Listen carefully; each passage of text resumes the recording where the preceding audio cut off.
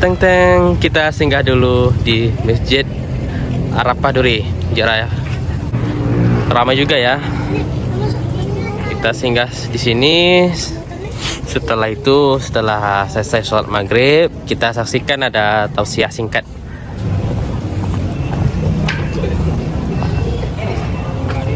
Oke.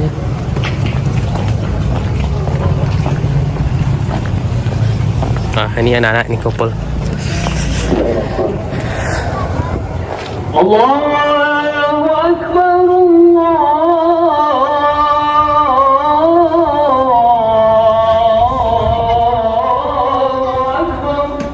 Allahu Akbar. Allahu Akbar,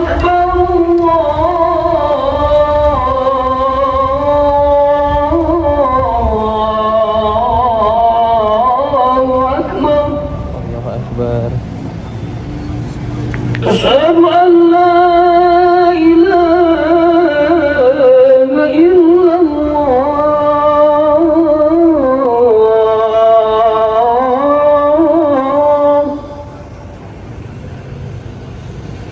Asyhadu an la ilaha illallah.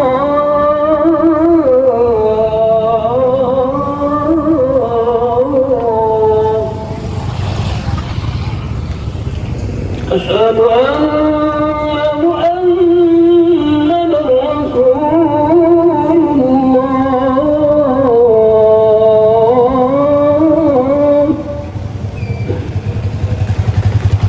Asyhadu anna Muhammadan Rasulullah.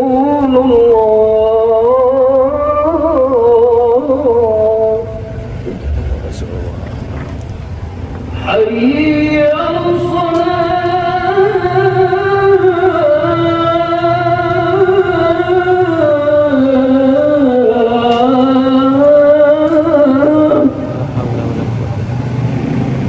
orang-orang mulai berdatangan.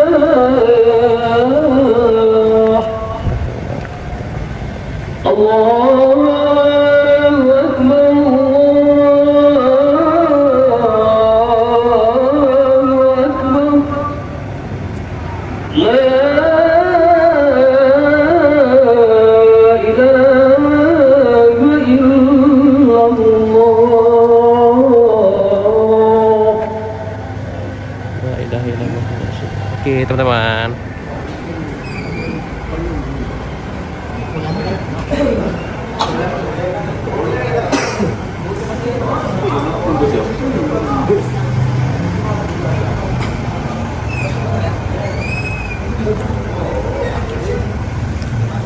sekarang kita berada di Masjid Besar Arafah Duri, teman-teman.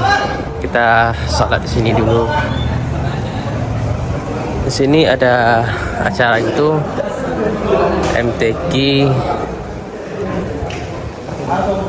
Ini ada acaranya. Nanti acaranya setelah Isya. Ini mantap acaranya nih. Tapi saya tidak bisa hadir ya rekan-rekan. Kita kerja malam ini, jadi kita tidak bisa lama-lama di sini. Ini seru nih, yang setelah sholat Isya nanti ada makan bersama. Ini mantap juga ya. Pengen juga bisa bergabung ya. Kita terhalang dengan kerjaan malam ini. Mantap.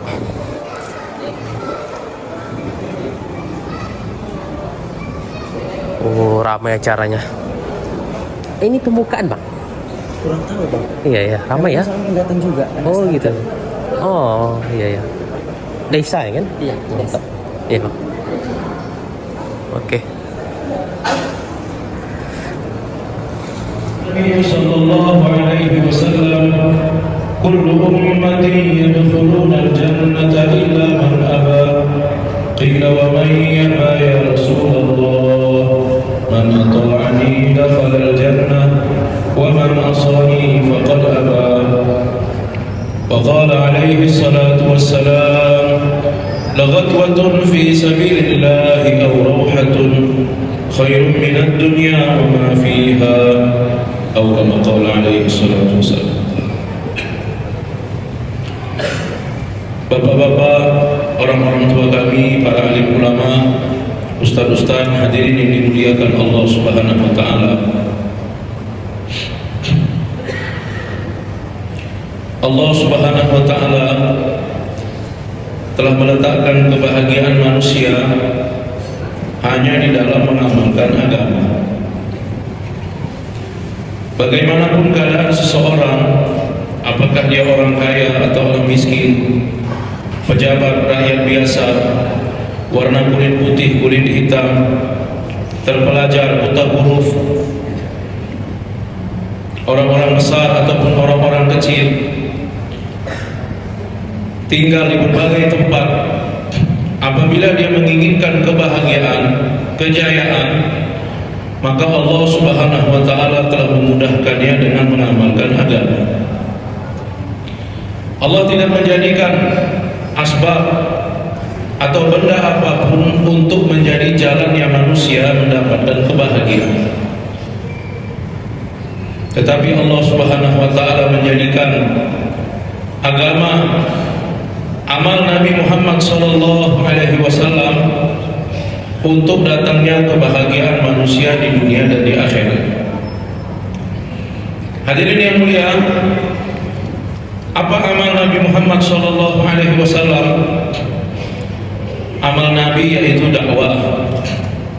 Amal Nabi yaitu ta'lim wa ta'allum. Amal Nabi yaitu zikir dan ibadat. Dan amal Nabi yaitu khidmat. Nabiullah Ibrahim alaihi salatu wasalam berdoa kepada Allah, Rabbana wab'ath fihim rasulan minhum yatlu alaihim ayatihi wa yuzakkihim wa yu'allimuhumul kitaba wal hikmah wa in kanu min qablu lafi dhalalin mubin. Wahai Rabb kami, utuslah kepada mereka seorang rasul dari mereka, yatlu alaihim ayati, yang akan membacakan kepada mereka ayat-ayat,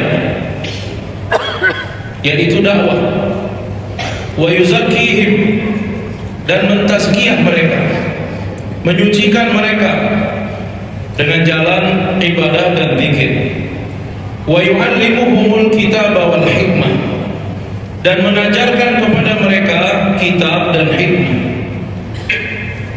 yaitu ta'lim wa ta'allum, belajar dan mengajar, dan hikmah. Ini doa Nabi Ibrahim alaihi salatu wassalam, meminta seorang nabi, meminta seorang rasul yang akan membuat amal-amal ini, dakwah, ta'lim wa ta'allum, zikir, ibadah dan khidmah, sehingga Allah Subhanahu wa taala telah mengabulkan doa Nabi Ibrahim. Walladzi ba'atsa fil ummiyyin rasulan minhum yatlu 'alaihim ayatihi wa yuzakkihim wa yu'allimuhumul kitaba wal hikmah. Dialah zat Allah yang telah memutus seorang rasul yang ummi, yang tidak pandai tulis baca, daripada mereka, yang akan membacakan ayat-ayat Allah kepada mereka, mentazkiyah mereka, dan mengajarkan kitab dan hikmah kepada mereka. Maka hadirin yang dimuliakan Allah Subhanahu wa taala, manakala Nabi sallallahu alaihi wasallam berhijrah daripada Makkah menuju Madinah, maka pertama sekali Nabi tidak membangun rumah beliau, tetapi pertama sekali Nabi telah membangun masjid. Untuk apa masjid dibangun? masjid dibangun supaya para sahabat radhiyallahu anhum ajmain menghidupkan masjid dengan amalan-amalan masjid. Maka hadirin, 4 amalan ini dikatakan sebagai amalan masjid: dakwah, taklim wa ta'allum, zikir, ibadat, dan berkhidmat. Inilah 4 amalan yang dahulu dihidupkan di masjid Nabi SAW, yang mana dengan 4 amalan masjid orang-orang Islam menghabiskan waktu mereka untuk berada di masjid. Dengan 4 amalan yang dibuat di masjid, sehingga orang-orang beriman dengan amalan-amalan ini menjadi orang-orang yang bertakwa. Sehingga dalam mafhum hadis dikatakan, al-masjidu baitu kullu taqiyyin. Masjid adalah rumah setiap orang yang bertakwa. Mengapa dikatakan rumah orang-orang yang bertakwa? Rumah adalah tempat yang mana biasanya seseorang menghabiskan masa lebih banyak dalam kehidupannya di tempat tersebut. Orang-orang yang beriman, orang-orang yang bertakwa, maka mereka lebih banyak menghabiskan masa dalam kehidupan mereka untuk berada di masjid. Untuk apa di masjid? Mereka menghidupkan amalan masjid. Ada dakwah, taklim wa ta'allum, zikir, ibadat, dan khidmat. Biasanya para sahabat radhiyallahu anhum ajmain, setengah hari mereka berada di dalam urusan dunia mereka, setengah hari mereka berikan waktu untuk masjid, setengah malam mereka berada di rumah mereka, dan setengah malam mereka habiskan untuk berada di masjid. Hadirin yang dimuliakan Allah Subhanahu wa taala, amalan masjid juga dikatakan sebagai amalan nubuwah, yaitu amalan kenabian. Karena semua para anbiya alaihi wassalatu wassalam, setiap para nabi, kerja mereka yaitu dakwah, ad-da'watu ilallah, mengajak manusia kepada Allah. Allah Subhanahu wa taala ceritakan kisah para anbiya alaihi wassalatu wassalam, bagaimana dakwah para nabi kepada kaum-kaum mereka. Wa ila 'adin akhahum huda qala ya qaumi ibudullah ma lakum min ilahin ghairu. Kepada kaum 'Ad kami hantar saudara mereka Nabi Hud, dia mengatakan, wahai kaumku, sembahlah Allah, taatlah kepada Allah, tidak ada Tuhan yang layak disembah kecuali Allah. Wa ila Thamud akhahum salihah, kepada kaum Saleh, kepada kaum Thamud, Allah Subhanahu wa taala hantar Nabi Syuaib alaihi salatu wassalam. Dia mengatakan, wahai kaumku, sembahlah Allah, tidak ada yang layak untuk disembah kecuali Allah Subhanahu wa taala. Wa ila Madyan akhahum Syuaibah, kepada kaum Madyan Allah hantar Nabi Syuaib alaihi salatu wassalam. Nabi Syuaib mengatakan kepada kaumnya, wahai kaumku, sembahlah Allah, tidak ada yang layak disembah kecuali Allah Subhanahu wa taala. Sehingga Nabi kita Nabi Muhammad sallallahu alaihi wasallam telah mendakwah orang-orang Arab pada masa itu, ya ayuhan nas qulu la ilaha illallah tuflihu. Wahai manusia, ucaplah la ilaha illallah, maka kamu akan berjaya. Setiap para anbiya alaihi wassalatu wassalam, mereka mempunyai amal, mereka mempunyai kerja mengajak manusia kepada Allah Subhanahu wa taala. Kemudian para nabi mengajarkan agama kepada kaumnya, mengajarkan agama kepada umatnya, taklim wa ta'allum, memperdengarkan ayat-ayat Allah, mengajarkan kebaikan-kebaikan. Dan Nabi alaihi wassalatu wassalam mendirikan ibadah di tengah-tengah umat. Dan semua para anbiya alaihi wassalatu wassalam, mereka mengerjakan kerja-kerja mereka sendiri, dan kepada orang-orang yang memerlukan pertolongan, berhajat kepada pertolongan, maka para nabi membantu dalam kerja-kerja mereka, berkhidmat kepada orang lain. Maka amalan masjid juga dikatakan sebagai amalan nubuwah. Amalan masjid adalah amalan kenabian. Apabila kita hari ini di masjid-masjid kita menghidupkan 4 amalan ini, maka sama saja kita sedang menghidupkan amalan dahulu yang dibuat oleh 124.000 para anbiya alaihi wassalatu wassalam. Hadirin yang mulia, amalan masjid dikatakan sebagai amalan nubuwah. dan amalan masjid dikatakan sebagai amalan tarbiyah. Dengan amalan-amalan inilah dahulu para anbiya alaihi wassalatu wassalam dididik oleh Allah Subhanahu wa taala, sehingga mereka menjadi layak untuk datang kepada manusia, mengajak manusia kepada Allah Subhanahu wa taala. Hadirin yang mulia, dahulu para nabi Allah tarbiyah dahulu, Allah didik dahulu, barulah mereka akan terjun di tengah-tengah umat untuk mengajak manusia kepada Allah. Tetapi hari ini umat, apa sarana tarbiyah untuk mereka? Bagaimana Allah akan mentarbiyah mereka? Apabila umat membuat 4 amalan ini, dakwah, ta'lim wa ta'allum, zikir, ibadat, dan khidmat, maka dengan 4 amalan ini Allah Subhanahu wa taala akan mendidik mereka. Allah Subhanahu wa taala akan mentarbiyah mereka. Allah katakan kepada Nabi Isa alaihi salatu wassalam, nanti akan ada satu kaum pada akhir zaman yang mana mereka itu akan buat kerja Nabi, padahal mereka adalah orang-orang yang bodoh dan orang-orang yang kasar. Nabi Isa mengatakan, wahai Allah, bagaimana mungkin orang-orang yang bodoh dan orang-orang kasar dapat membuat kerja kenabian? Allah Subhanahu wa taala mengatakan, apabila mereka mulai membuat kerja seperti kerjanya para nabi, membuat amalan-amalan seperti amalan nabi, dakwah ilallah, ta'lim wa ta'allum, zikir, ibadat, khidmat, maka Allah mengatakan, aku akan berikan ilmuku kepada mereka dan aku akan memberikan kelembutan-kelembutanku kepada mereka. Maka amalan ini dikatakan sebagai amalan tarbiyah. Amalan masjid adalah amalan nubuwah, amalan masjid adalah amalan tarbiyah, dan amalan masjid adalah amalan hidayah. Untuk datangnya hidayah kepada manusia, dahulu Allah Subhanahu wa taala jadikan dengan usaha para anbiya alaihi wassalatu wassalam. Manakala Nabi datang ke dunia, Nabi mendakwahkan manusia, maka manusia mendapat hidayah daripada Allah. Apabila Nabi meninggal dunia, maka banyak keturunan-keturunan orang-orang yang beriman kembali murtad, kembali kepada kekufuran, kembali kepada kesyirikan, sehingga Allah Subhanahu wa taala menghantar nabi berikutnya.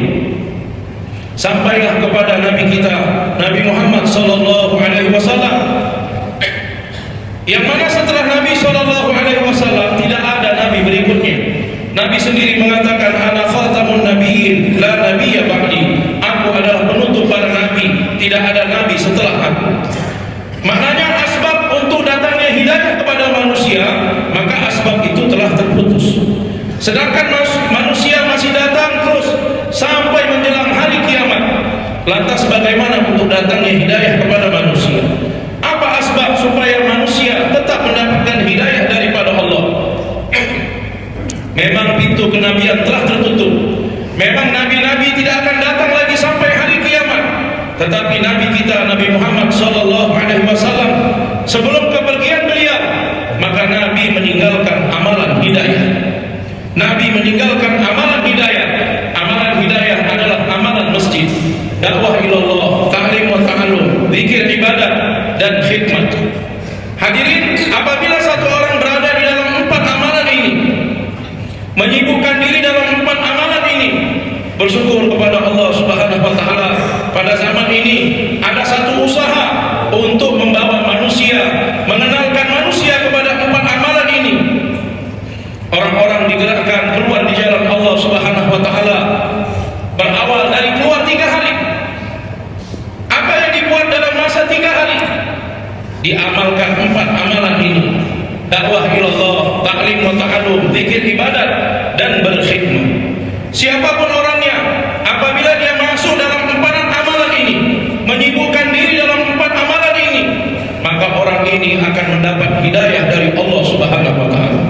Walaupun Nabi sudah tidak ada lagi, tapi Nabi meninggalkan amalan hidayah, dakwah, ta'lim wa ta'allum, zikir, ibadat, khidmat, maka kita akan mendapati, bahkan kita menjalani sendiri. Satu orang yang bertahun-tahun tidak mengenal sholat, tidak pernah sholat, tetapi dimasukkan kurang lebih 3 hari dalam 4 amalan ini, dengan dakwah, dengan taklim, dengan zikir, ibadah, dengan khidmat, maka selesai keluar 3 hari, tidak usahkan menjaga sholat fardu secara berjemaah, orang tersebut menjadi orang yang menjaga sholat tahajud setiap malam.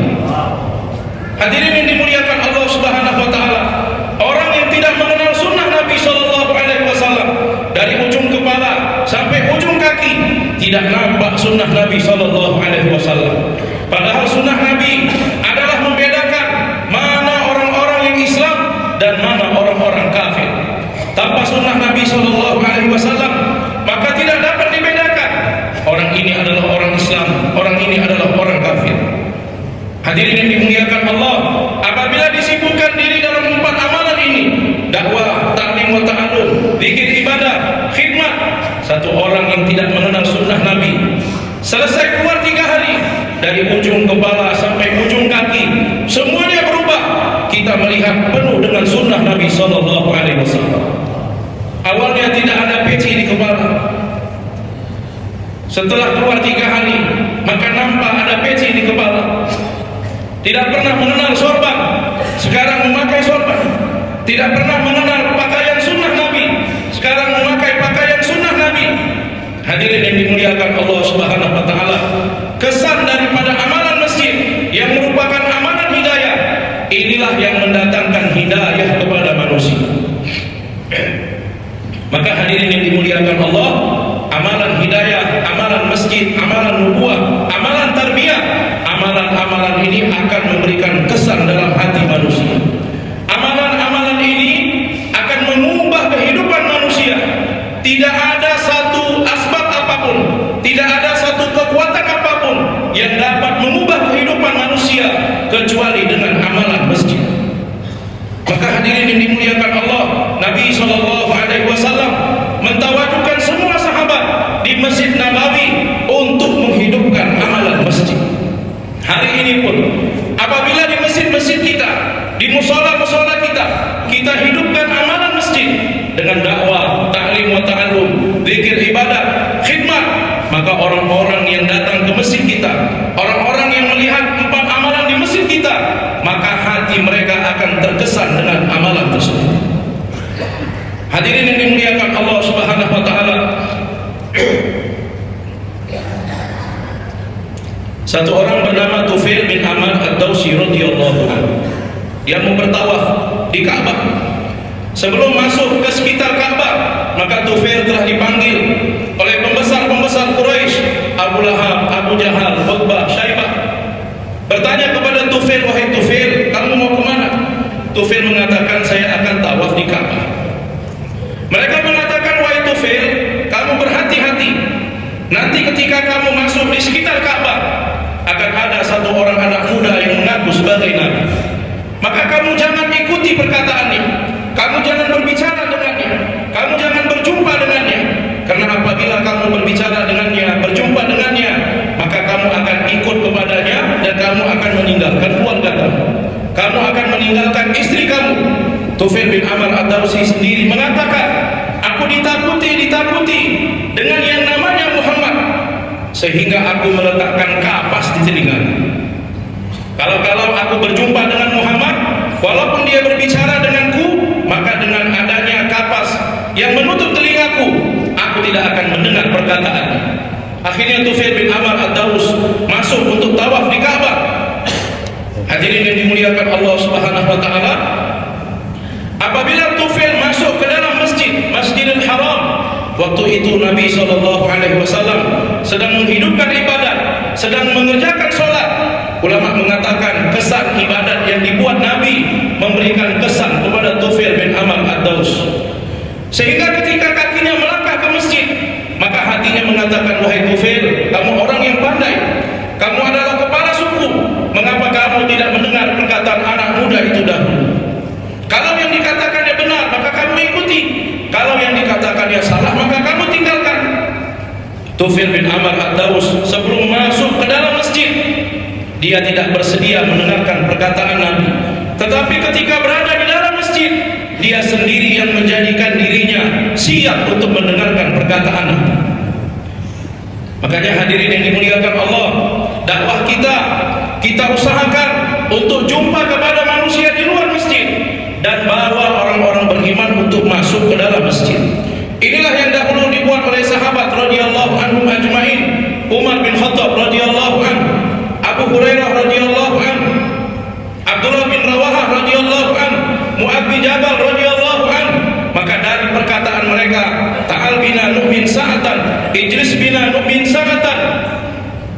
Mari sebentar kita beriman. Mari duduk sebentar kita beriman. Para sahabat memegang tangan-tangan sahabat yang lain, mengajak mereka untuk masuk dalam suasana iman, yaitu suasana masjid. Hadirin yang dimuliakan Allah Subhanahu wa taala, Abdullah bin Rawahah radhiyallahu anhu mengajak satu orang untuk duduk bermuzakarah perkara iman. Ijlis bina nu'min sa'atan. Duduklah sebentar kita bicara perkara iman. Hari ini kalau kita berjumpa dengan kawan kita, mari kita bicara dagang dulu. Mari kita bicara bisnis dulu. Mari kita bicara pertanian dulu. Mari kita bicara ini itu. Tidak pernah kita jumpai, mari duduk kita bicara iman dulu. Mari duduk kita bicara tentang akhirat. Alzamahum kalimatat taqwa wa kanu ahaqqa biha wa ahlaha. Lebih lazim orang-orang yang beriman untuk duduk bersama-sama berbicara perkara ini. Hadirin yang dimuliakan Allah Subhanahu wa taala, Abdullah bin Rawahah mengajak satu orang sahabat bicara perkara iman. Untuk beriman, dia pun berlari menuju Nabi SAW. Dia mengatakan, ya Rasulullah, kepada iman yang bagaimana Abdullah bin Rawahah mengajak saya? Padahal saya ini sudah beriman. Mengapa dia katakan mari kita beriman? Nabi SAW bersabda, mudah-mudahan Allah memberikan rahmat kepada Abdullah bin Rawahah, yang mana dia ingin membuat satu majlis, yang mana dengan majlis tersebut malaikat berbangga-bangga dengan majlis tersebut. Hadirin yang dimuliakan Allah Subhanahu wa taala, Tufail bin Amr ad-Daus datang kepada Nabi, bertanya kepada Nabi, ya Muhammad, kamu dakwah atas perkara apa? Maka Nabi telah memberikan dakwah kepada Tufail. Dengan dakwah Nabi, waktu itu juga Tufail bin Amr masuk dalam Islam. Kesan daripada amalan masjid akan memberikan hidayah kepada manusia. Satu orang kafir yang tidak bersedia mendengarkan perkataan Nabi, manakala dia masuk ke dalam masjid, amalan masjid memberikan kesan dalam hatinya. Inilah yang menjadikan hidayah datang kepada Tufail. Hari ini hadirin, kalau kita jumpa kepada orang-orang Islam, kepada saudara-saudara kita, ajak mereka dari rumah mereka, dari toko mereka, dari kedai mereka, dari suasana-suasana mereka, bahkan dari tempat-tempat yang gelap. Maksudnya tempat-tempat yang tidak baik, tempat-tempat maksiat. Kita bawa orang-orang Islam, orang-orang beriman untuk datang ke masjid. Maka pastilah amalan masjid akan lebih memberikan kesan ke dalam hati. Satu jemaah bergerak. Ketika mereka sedang berjalan, berjumpa dengan satu orang yang menarik sadu, yang dibawa dengan kuda. Maka jemaah pun berbicara, kemudian berbicara pentingnya agama, pentingnya sholat. Akhirnya jemaah mengajak bapak tadi yang sudah tua, sekitar umur 50-an lebih, untuk datang ke masjid. Manakala jemaah membawa dia ke masjid, selesai wudu, maka jemaah masuk ke masjid, dia pun mengikuti dari belakang. Satu langkah kaki dia masuk ke masjid, maka langkah kaki berikutnya tertahan. Dia tak sanggup masuk ke dalam masjid. Kemudian akhirnya dia pun menangis sampai terisak-isak. Akhirnya jemaah mendengar tangisannya berlari dari dalam masjid menuju pintu masjid. Jemaah bertanya, wahai bapak, mengapa menangis? Mari masuk ke dalam masjid. Maka bapak yang sudah tua ini mengatakan, wahai saudara-saudara, setelah 18 tahun baru saya menginjak masjid lagi. Berapa banyak orang-orang Islam yang berada di luar masjid? Berapa banyak orang-orang Islam yang tidak terhubung dengan masjid? Berapa banyak orang-orang Islam yang putus dari masjid? Ulama mengatakan barang siapa yang terputus dari masjid, maka dia telah terputus dengan Allah Subhanahu wa taala.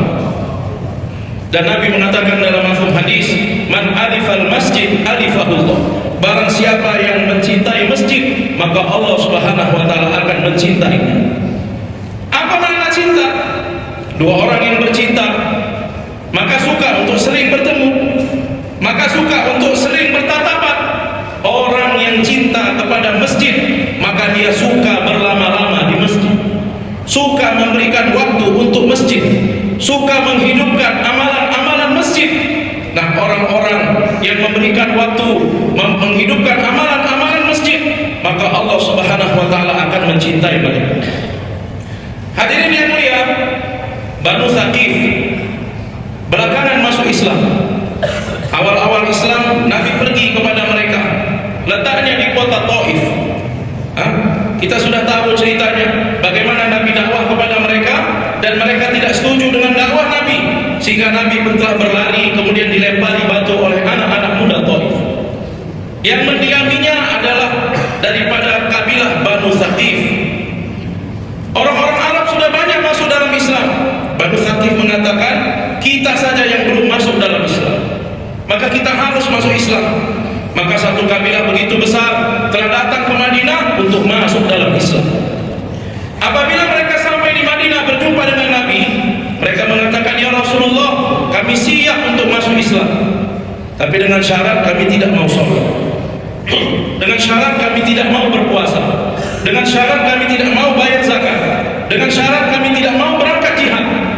Nabi mengatakan, syarat kamu semuanya diterima kecuali meninggalkan sholat, karena tidak ada bahagian dalam Islam bagi orang yang tidak mengerjakan sholat.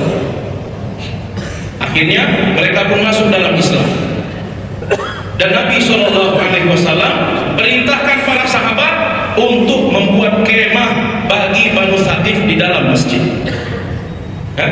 Diletakkan di dalam masjid supaya apa? Supaya Banu Thaqif melihat bagaimana para sahabat menghidupkan amalan masjid, bagaimana dakwah dibuat, taklim dibuat, zikir ibadat dibuat, khidmat dibuat, sehingga dengan 4 amalan masjid, maka amalan masjid akan memberikan kesan kepada hati mereka. Hadirin yang mulia, apabila masuk bulan Ramadan, Banu Thaqif yang awalnya mengatakan kami tidak mau puasa, tetapi mereka melihat semua orang Islam berpuasa, laki-laki, wanita, anak-anak berpuasa. Kita orang Banu Thaqif sudah masuk dalam Islam, tapi kita ini tidak berpuasa, maka Islam yang bagaimana kita ini? Akhirnya Banu Thaqif tanpa dipaksa mereka telah ikut berpuasa. Begitu juga mereka telah mengeluarkan harta zakat, begitu juga mereka telah berangkat jihad di jalan Allah. Amalan-amalan masjidlah yang akan memberikan kesan ke dalam hati manusia. Hadirin yang dimuliakan Allah, maka dari majelis yang mulia ini kita inginkan, kita datang dari berbagai masjid, kita datang dari berbagai musola, bagaimana di masjid-masjid kita hidupkan amalan-amalan masjid ini. Jemaah-jemaah, rombongan-rombongan akan dibentuk, kemanapun jemaah berangkat, dimanapun berada, maka hidupkanlah amalan-amalan masjid ini di masjid-masjid yang kita kunjungi. Bersedia semua insyaAllah? Satu jemaah berangkat ke Amerika sekitar 40 tahun yang lalu, negara kafir, maka tidak ada masjid, tetapi jemaah berhenti terkadang di pom bensin, terkadang di padang pasir, di mana-mana mereka berhenti dan mereka membuat kemah, tenda. Walaupun tidak ada masjid, tetapi di tenda tersebut, di kemah tersebut, mereka menghidupkan amalan masjid. Ada dakwah, ta'lim wa ta'lum, zikir, ibadat, khidmat. Begitu banyak tempat di daerah di Amerika yang mereka kunjungi, mereka buat amalan masjid di tempat-tempat tersebut. Berselang 30 tahun kemudian, 1-2 orang dari jemaah yang awal datang lagi ke tempat yang sama. Maka dia sendiri mengatakan, tempat-tempat yang kami hidupkan amalan masjid, maka di semua tempat tersebut sekarang sudah dibangun masjid. Maka hadirin yang dimuliakan Allah, alhamdulillah hari ini masjid kita besar-besar, fasilitas masjid kita begitu baik, tetapi yang harus kita fikirkan, bagaimana kita mampu memakmurkan masjid. Masjid bukan makmur dengan banyaknya kipas angin, masjid bukan makmur dengan bagusnya ambal, masjid bukan makmur dengan adanya AC di masjid, tapi masjid menjadi makmur orang-orang beriman di sekitar masjid memberikan waktu hari-hari untuk masjid. Para sahabat radhiyallahu anhum ajmain, mereka bergilir-giliran setiap hari memberikan waktu untuk masjid. Hari ini orang-orang Islam, selain waktu mereka untuk keluarga, selain waktu mereka untuk pekerjaan, maka banyak waktu-waktu luang orang-orang Islam yang dihabiskan di kedai-kedai, yang dihabiskan di tanah lapang, yang dihabiskan di depan televisi. Satu ulama, Syekhul Maulana Yusuf rahimahullah mengatakan, apabila waktu luang orang-orang Islam diberikan untuk masjid,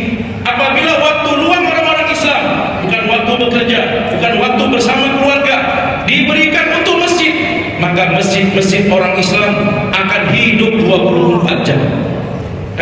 Masjid tidak akan kosong, masjid tidak akan dikunci, tapi masjid hidup 24 jam. Hari ini di mana waktu orang Islam dihabiskan di tempat-tempat yang tidak perlu. Banyak tempat-tempat yang hidup 24 jam. Kita lihat rumah sakit hidup 24 jam. Tempat belanja Alfamart, Indomaret hidup 24 jam. Mohon maaf, terkadang banyak tempat-tempat maksiat terbuka 24 jam. Apabila satu orang perlu kepada keperluannya dengan bensin, solar, dengan keperluan makan, maka 24 jam dia mendapatkan tempat untuk memenuhi keperluannya. Bahkan satu orang yang mau berbuat maksiat, maka tempat untuk berbuat maksiat terbuka 24 jam. Tapi manakala satu orang mau bertaubat kepada Allah, satu orang ingin kembali kepada Allah, dia datang ke masjid, maka dia dapati masjid dalam keadaan terkunci, dia dapati masjid dalam keadaan tertutup. Hadirin yang dimuliakan Allah Subhanahu wa taala, maka menjadi tanggung jawab kepada kita semua bagaimana kita menghidupkan masjid kita dengan amalan masjid, sehingga masjid kita akan hidup 24 jam seperti mana masjid Nabi sallallahu alaihi wasallam. Hadirin yang dimuliakan Allah Subhanahu wa taala, secara ringkas orang-orang di masjid kita bawa untuk bergerak menghidupkan amalan masjid. Satu orang membaca taklim di masjid, yang lain keluar jumpa kepada orang-orang beriman, jumpa kepada orang-orang Islam, dan bawa orang-orang Islam untuk datang ke masjid.